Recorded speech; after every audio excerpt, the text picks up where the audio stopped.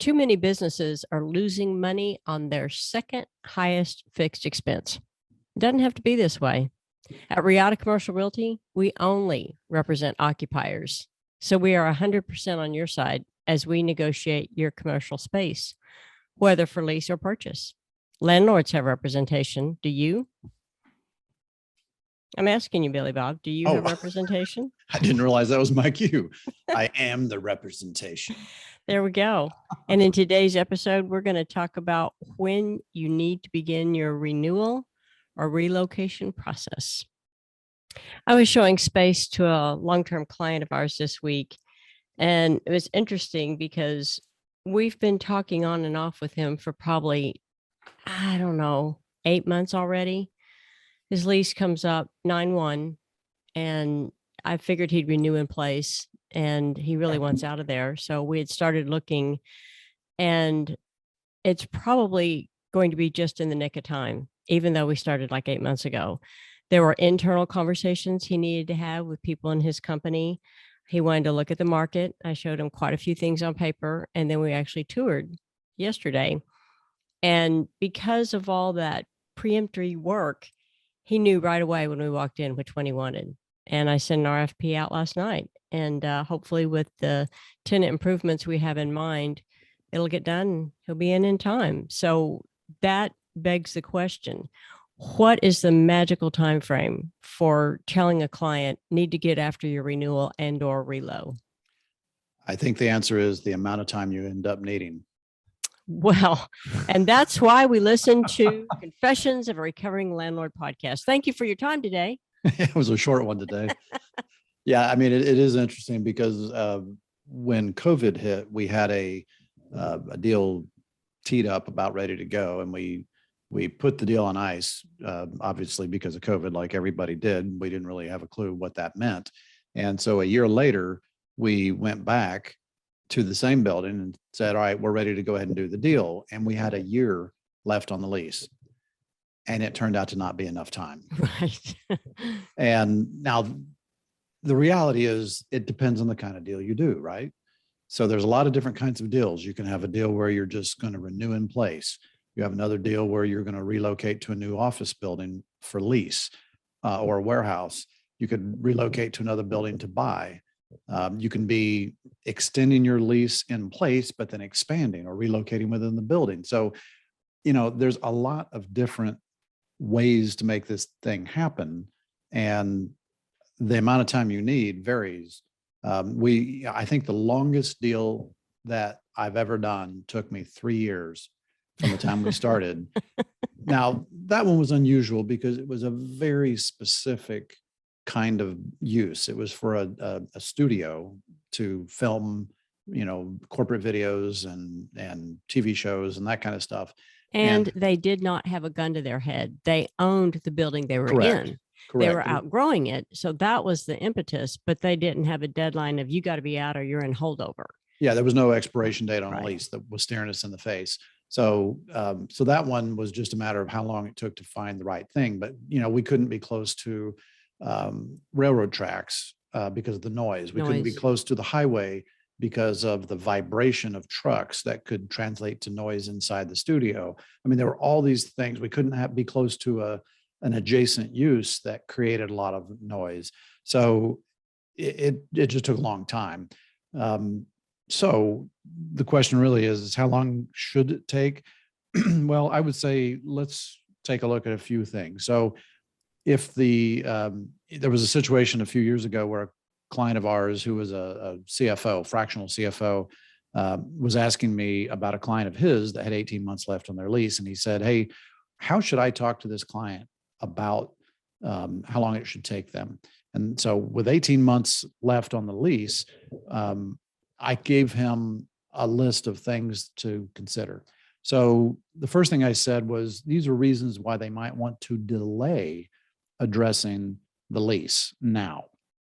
So the first reason why they might not want to address it today is that the organization is changing rapidly and they don't know if they'll need more space or less space, or even just the amount of space they have now. So if you don't know what you're going to need, that's a good reason to wait. Another reason that's applicable to what? 89% of the people right now because of COVID and not knowing about hybrid and everything? Yeah, it very well could be. At some point, you got to make a decision, though. You can't, if you don't make any decision at all, and then your lease goes into holdover, well, now you have holdover rent, which is typically 150% to 200%. I've even seen it 300% of what you're paying now. So 3 times, 2 times, even 1.5 times what you're paying now could be incredibly painful. And so that's motivation to make a decision. Another reason why you might want to wait is that the tenant may not be sure they're in the right location for their customers or their employees. And, that one's kind of funny because what's the right location for your employees today? Well, it's at their house. So how can you put your space at everybody's house individually? Well, let them work from home. So that's one reason they might want to wait while they figure that out. A third reason might be that there's a chance of being acquired or acquiring another company, and that could affect the amount of space you need or where it's going to be or where the customers are going to be, that kind of thing. And then a fourth reason why you might want to wait is that the client, the company might be confident or pretty sure that the economy is going to experience a downturn, and they think the rental rates are going to go lower, so they want to wait for a lower rental rate. A lot of people did that during COVID, and that worked pretty well for the first year. That turned around and is no longer such a good strategy anymore. Okay, so give us some reasons why it's better to start earlier than later. Well, there's a longer list of reasons for that. So the first reason I would say is that that the lease has a renewal option, and that renewal option has to be exercised at some Definition, point. please. What is a renewal option? Well, renewal option is just an option in the lease that says the tenant has the right to extend the lease. And so they have to give notice by a certain time. And then the landlord has to give them their sort of, this is what we think the rent would be. And perhaps you have a period of time to negotiate that. A lot of times it's hey, landlord gives you a number and it's a take it or leave it number. So you always want to start negotiating prior to that date, at which point you have to exercise the option. So let's just say you're going to exercise, the option date is going to be September 1st of this year. So you want to back that up a minimum of 3 months, maybe even 6 months prior, so that you can renegotiate the lease. We've done another podcast on don't renew, renegotiate. And we advocate for a renegotiation of the lease, because when you renew the lease only, exercise renewal option, all that changes is the expiration date and the amount of the rent. That's not enough. We might want to get some free rent. We might want to negotiate a rental rate differently than what the quote, what's shown in the lease, because the lease may say it can only go up. It can't go down, which is actually what most leases say. So if we think the market's gone down, well, we don't want to exercise a renewal option. We want to renegotiate outside that. Excuse me. We also may want to get some money for improvements, or, there's a lot of different things. We might want to expand the lease or contract. So there's a lot of Change up reasons. the way their expenses are meted out. Yeah. Make sure they have a base year that's up to date and cap on controllable expenses, that kind of thing. Yeah, there's all kinds of things you might want to renegotiate. So we always advocate for renegotiation, but we don't want to let go of our renewal option, because the renewal option is a reservation for the space, so the landlord can't go lease it out to someone else. So that's why we say at least 3 months for a small deal, 6 months or maybe even longer for a bigger deal, that you, prior to that option exercise date, you want to be engaging the landlord, renegotiating, and trying to make a deal. And that doesn't always work. We had a deal earlier this year where we were negotiating with the landlord to renegotiate the lease, but we hadn't concluded that prior to the option date. And so the tenant panicked and sent a notice to the landlord exercising their renewal option. Well, had the landlord wanted to, they could have simply said, oh, thank you very much. Here's your rental rate. Take it or leave it. We're done. Because we've been negotiating for free rent and for a new base year and for tenant improvements and all kinds of stuff. And the landlord could have easily just said, we're done. We're going to just do your renewal option. Now, they didn't do that, fortunately, but that could have been the case. Okay, so that's one reason. Another reason might be that, missing the renewal option date could allow the landlord to lease space out to another tenant. I kind of mentioned that already just a minute ago. So that's a reason why you might want to start earlier to avoid that risk. If you're confident that the economy is going to grow and rental rates are going to increase further, that may be a reason why you want to start now. You don't want to give the market any more time to, become a landlord's market and the rental rates to go up even higher. So you might want to start earlier for that reason. If the company needs to shrink their size, but they're willing to extend the lease for enough years to make that math work for a landlord, you might want to go to the landlord sooner. So you don't have to necessarily wait until the end of the lease term. So if your lease is expiring at the end of this year, why wait until then? We're doing a deal right now in downtown Dallas where the client wants to, they have actually 2 leases in the building. One lease they want to expand for their corporate office, and the other lease they want to reduce because they expanded a few years ago into some space that's sort of across the hall. It really doesn't fit with the space. It's not necessary anymore. So we're actually extending both leases at the same time because they are separate leases. We're expanding one and contracting the other, but neither lease expires until 2024. So in both cases, one case we need more space, and the other case we need less space, but we're negotiating both of those deals at the same time. Well, and one thing that I just read that I thought was pretty interesting is tenants are, especially if they're contracting, they're going to a hybrid model or hot desk or whatever you want to call it.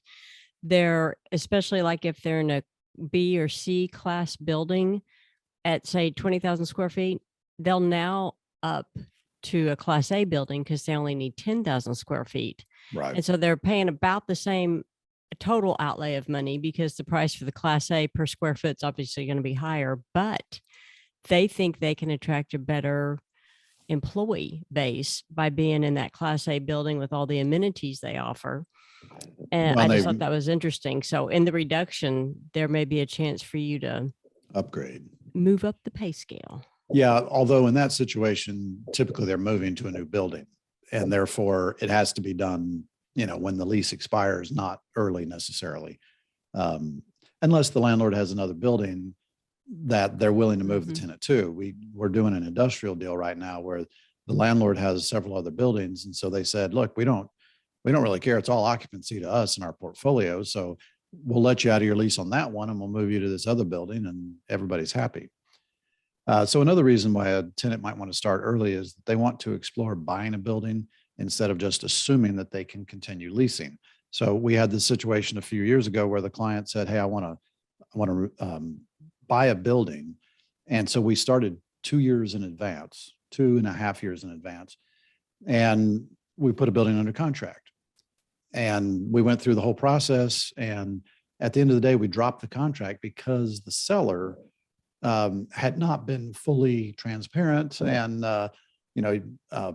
kind of lied to us and didn't tell us everything about the building, didn't tell us, they negotiated to give us all the furniture in the building, but they failed to mention that that was actually owned by a separate entity, which was in bankruptcy. Therefore, they didn't have the right to give it to us, so there's lots of reasons. So we dropped that deal. We go to another building, put that one under contract. And that one fell out because of financing. Because one thing that is interesting is that if you're buying a building and you're using an SBA loan, if the building is larger than what you need, but you have tenants in the additional space, the SBA does not give you any credit for the income generated by those tenants. Right. So this was a 52,000 square foot building. 25,000 square feet of that was leased to other tenants, but SBA says, look, we got to pretend like that's vacant and that the tenant can, or the buyer can qualify for the debt service by itself without any tenants. And that wasn't the case in that situation. So we dropped that contract, and in the end, they ended up leasing. And we actually had to extend their lease in where they were at the time by a few months to give us more time to finish up. So in that case, there wasn't an early enough time to start. Yeah, we thought we had plenty of time, and we would have had one of the purchases gone through. But when it ended up being a lease, then we ended up in a protracted lease negotiation that required a lot of tenant improvements. And that's why we didn't have enough time. Another reason why people might want to start early is they're just doing a 5-year or longer forecast. They just want to know, what to assume for future cost of occupancy. That's not exactly starting their negotiation early, but it's at least looking at the future early, trying to estimate what the future is going to look like. And then the other reason they might want to start early is they want to consider changing their office culture to attract the right employees. That's kind of what you were talking about earlier. Right. And we actually have this happening right now in an industrial building, industrial user. So, they have a lot of their corporate functions in one of their offices here in the Dallas area. And there's a variety of reasons. One, the building's kind of old. It's not as nice. All the parking is on the front of the building, just like the docks are. So now you have, and it's a multi-tenant building. So your neighbor tenant has their trucks that come up and stays in the parked on the curb of the street in front of your building. But guess what? When they do that, that blocks all your parking. So that then impedes your customers and clients and employees from coming and going. So it's really been a variety of reasons. So they're really wanting to change and sort of upgrade the quality of the building they're in. They want to have the docks on the opposite side of the building as the parking. So there's a variety of reasons why that makes sense. How about a few other considerations, not necessarily early or late, but just some things to think about when you're thinking of renewing or reloading? Well, there's a lot of things. I've actually got 10 items on this list, which may be Go long, but so anyway, jump in anytime. So number one is that occupancy costs are generally the second highest expense behind all the payroll and benefit stuff. So it really needs to be managed proactively. Once you sign a lease for 5 years, 10 years, whatever it is, it's a fixed expense. You can't just walk away from it. And so you really want to think about that well in advance. You want to give it plenty of time. You want to make sure you know where your customers are, your employees are, all those kinds of things, and really project out what your business model is going to look like for whatever the length of the lease is. And make sure that the length of the lease is a function of the business objectives and goals and what that business looks like, not the other way around. Just because the landlord says, I want a 5-year deal or a 7-year deal or a 10-year deal, doesn't mean you have to do that. Go find another building if that landlord won't play ball. So that's the first thing. Occupancy costs are expensive. Number two, the average project from the start of the search to the signatures on the lease, if it's a lease, is 6 months. Now, we've given examples previously in this podcast of some deals that took a lot longer than that. But generally, I would say 6 months has historically been about the average from the time we actually start looking before we get a lease signed. Now, that doesn't mean that the construction has occurred. So if there's construction to be done, that could be on top of that. And, again, historically, prior to COVID, construction was typically 3 months from 2 to 3 months from the time you get a permit. Now it's taking much longer. And in fact, we have a situation right now where a client, their lease, it was such that the tenant was responsible for the construction. So the lease gave us 6 months to do the construction. Turned out that wasn't enough time. The commencement date should have been in mid-March, and we couldn't get like the HVAC units delivered in time. And in fact, today, May 27, as we're recording this, what is the day that those HVAC units were supposed to arrive.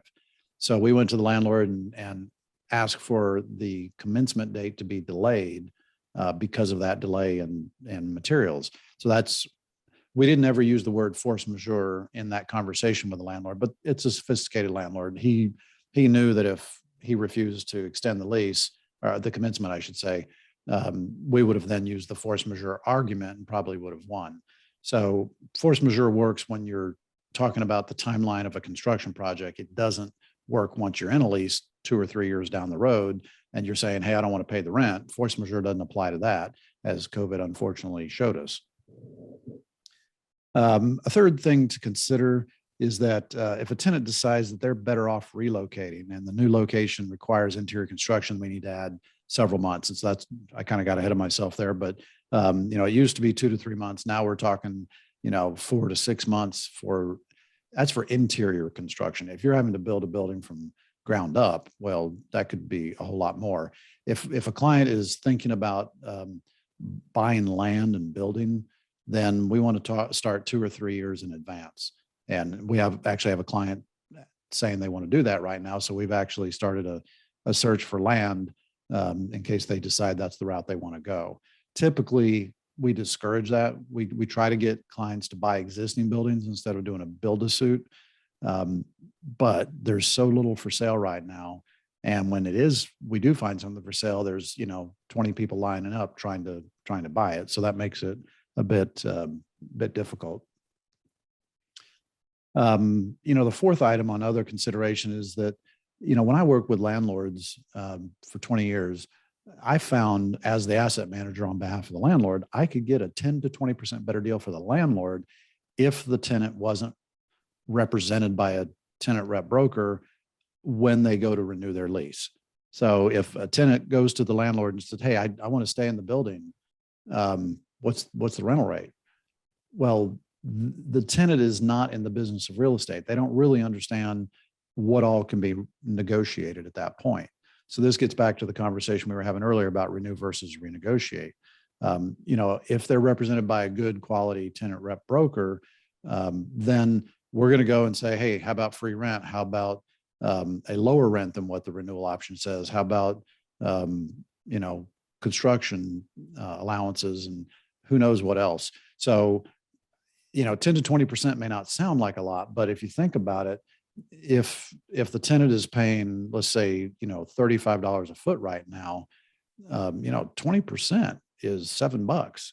So that could make the difference between a $35 rate and a $42 rate. And I'll give you the practical implications of that.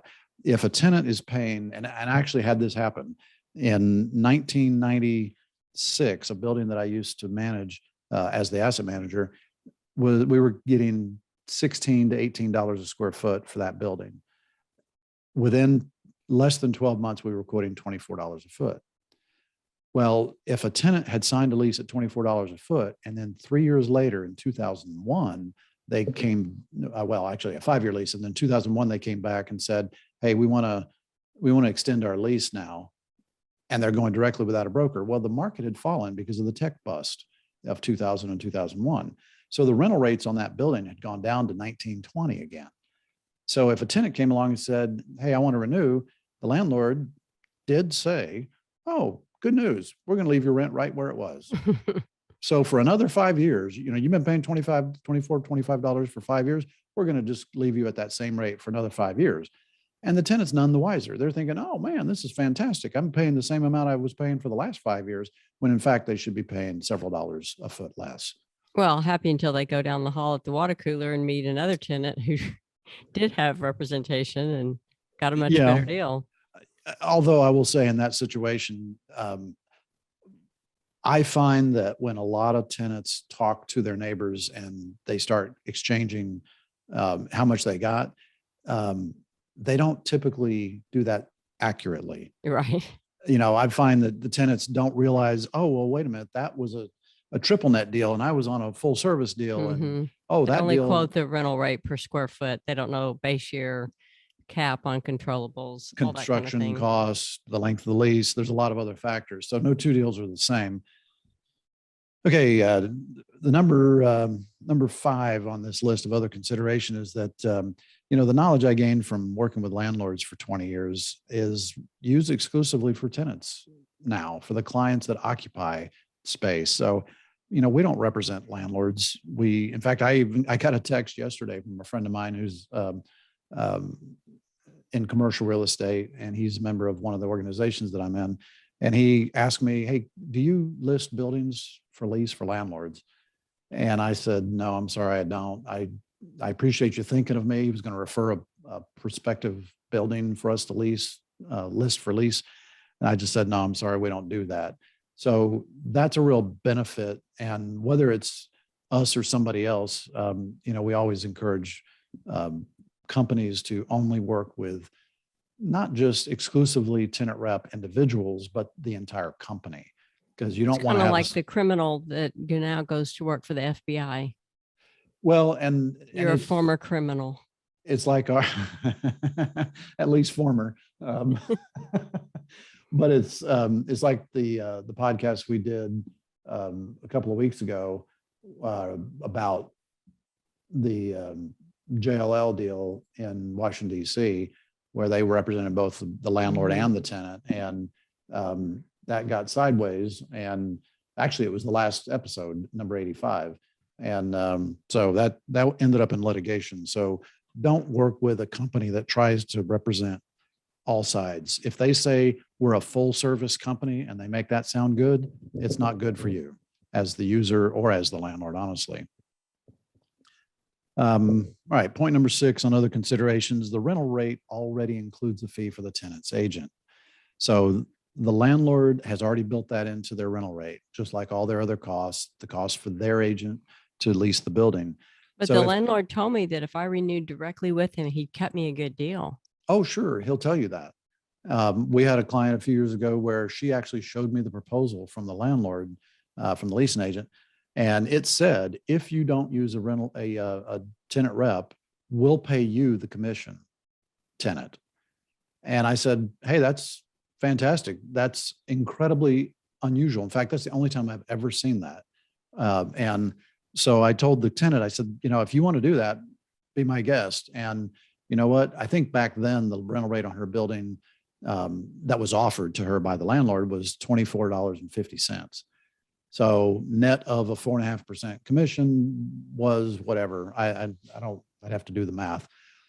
Well, I said, they should be willing to pay you that, but they're overcharging on your rent. I said, let's look around. And we ended up going across the parking lot and got a better deal and the landlord was still willing to pay me as the tenant rep agent. So, if a landlord is trying to give you the commission that your agent would otherwise have been paid, ask yourself why they would do that. Because they're trying to take out the knowledge, the experience, the leverage. The leverage. There's a reason why they're trying to get that person out of it. So, if you don't use a tenant rep advisor, it's like you're paying for the service because it's built into your rental rate without getting the benefit of what that person provides. All right, number 7 on our list, using an advisor provides professional distance from the negotiation for the CEO or whoever the person is dealing with it.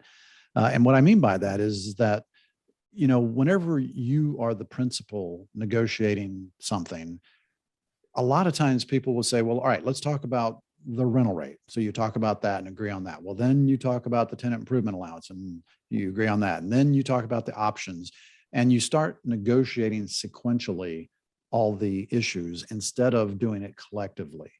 So if that person is not the one in front of the leasing agent or the landlord negotiating, well, now I'm the one in front of the landlord or leasing agent negotiating, and we'll get a proposal and I'll talk to the client about all the different issues collectively. And a lot of times they have impact. So if we're talking about the tenant improvement allowance or the free rent, well, that has a direct bearing on what the rental rate would be. So if we say, hey, we're going to ask for 6 months of free rent on this one, and I think I can get you a $30 rental rate versus only 3 months free, but we might be able to get a $31 rental rate.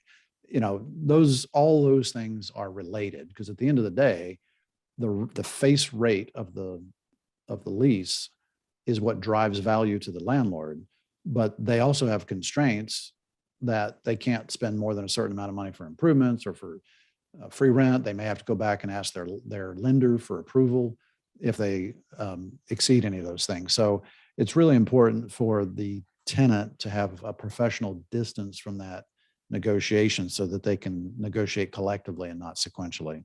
Well, the thing I also like about that is you do see the leasing agent and or landlord throughout the building, throughout the term of your lease. And you didn't have to call them all those bad names. Your broker did. So you can have that day in, day out experience a bit better because you're above the riff. Yeah. And the broker can be the bad guy if one is necessary. I actually Right. had that same problem several years ago where the leasing agent was officing in a space on the first floor right next to the elevators with a glass door. So it was real easy for the client who occupied the seventh floor to just pop in and talk to the leasing agent, who was really nice and would drop in and have coffee and, oh, we're buddies. And so the problem there was that my client would walk in, talk to the leasing agent. The leasing agent would throw out something, they would agree on something, and I didn't even know about it.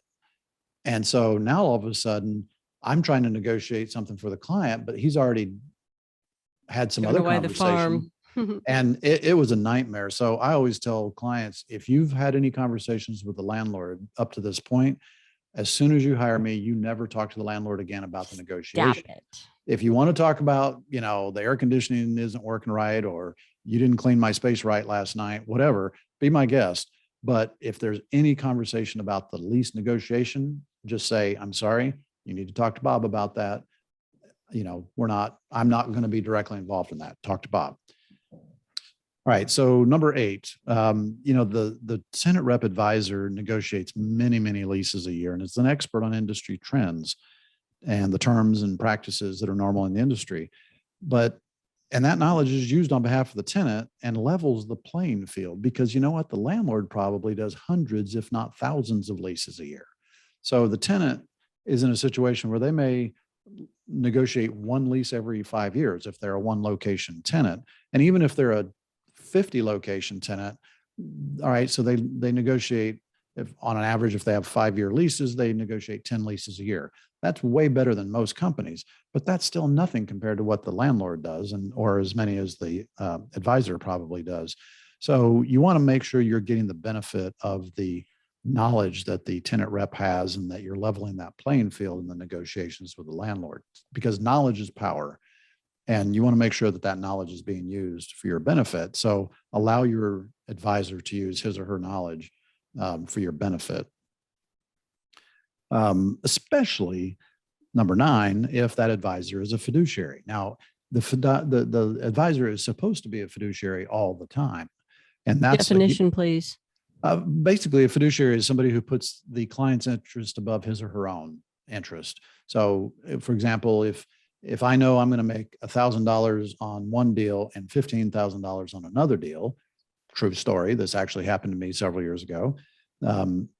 So I went to the tenant and I said, hey, I'm going to make 15 grand on this deal, which is where you really want to be, or I'm only going to make $1,000 on this other deal, but that's where you really should be.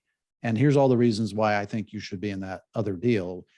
And so even though it cost me a bunch of money, I still have to do what's in the best interest of the client, because I'm a fiduciary. I have to do what's in his or her best interest before my own. Yeah, but I also feel like it's just the motto of RIATA. We don't want to be a transactional agency. We want to be a relational agency. And if you're going to walk that tenant through the life term of their business, you have to do what's right for them on each renewal. And maybe next time something will be different, but we always want to maintain our relationship with them. Well, because we're trying to have those clients for life, not for one transaction. And, if we were willing to have clients for a single transaction, we'd be doing retail. But that's why we don't do retail, because landlords won't pay us the second, third, or fourth time. And therefore the tenant doesn't get represented, or they have to pay out of their pocket, which they shouldn't have to. But that's the way the retail industry is set up. Office and warehouse, landlord's happy to pay us every time and make sure that the tenant can continue to get good service and representation. So, being a fiduciary is really important. But again, I'm going to go back to what I said earlier, which is not just the individual representing you should be your fiduciary, but the entire firm should be your fiduciary. They should not have conflicts of interest. You should never be on a tour with a tenant advisor and you find out, well, they also lease one of the options on the tour. So can I really trust this person? Or let's say that you find out that, one of the clients or one of the advisors that you're working with also happens to own stock in the big company that they occupy, or that they work for, I'm sorry.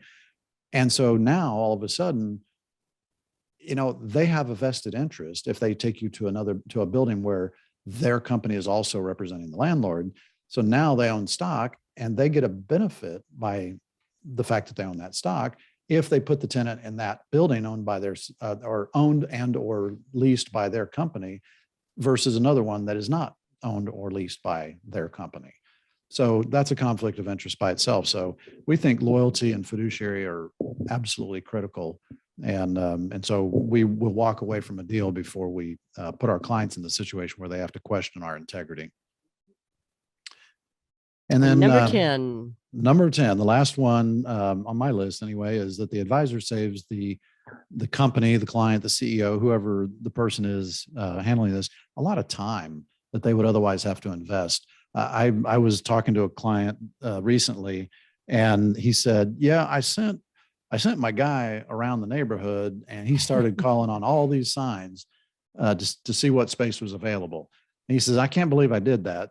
And I said, "Yeah, you wasted a lot of time of somebody who had a better, something else to do, something better to do that drives revenue for your company. I'm not here to be your salesman like that guy was. And so he should have been calling on your clients, not calling on landlords." And I said, and the bad news is that every single person he called off of a sign in front of a building was somebody who's actually representing the landlord. And their goal is to get the best deal for the landlord, which means the most money out of your pocket. My job is to get the best deal for you. So, so it saves time. It also saves money in the long run, but it saves time to stay focused on what you're doing. If you're an attorney, let's say, or a CPA that is being billed by the hour, every hour you're out looking around or talking to somebody else about your space is an hour that you've lost billable hours. If you're a salesperson, you could have made a call on somebody and earned a big commission. So, stay focused on your business. Let the real estate expert be focused on that. Thank you for listening to another episode of the Confessions of a Recovering Landlord podcast, brought to you by our friends at Real Commercial Realty, where they always represent the tenant. Any last words of wisdom? Well, tenant or buyer. Tenant, users, occupier, all those terms. But yeah, you're right. Check us out at TexasTenantRep.com. We'd love to help you out. Or if you have somebody that you think needs our help, we love those referrals. See you next time. Bye.